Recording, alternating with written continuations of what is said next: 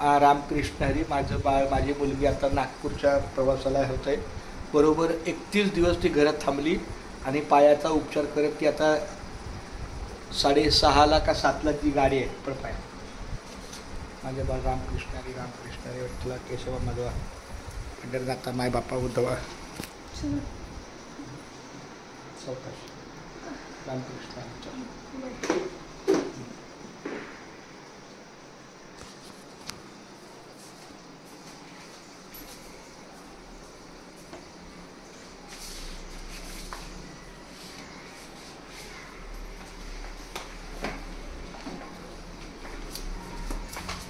Bye.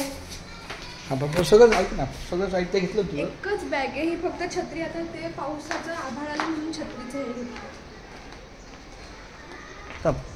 माझे बाळ, माझी लाडकी मुलगी चाललेली आहे. तिचा पुढचा प्रवास सुखाचा हो, आनंदात हो. चल सांभाळून जा. बाय. बाय.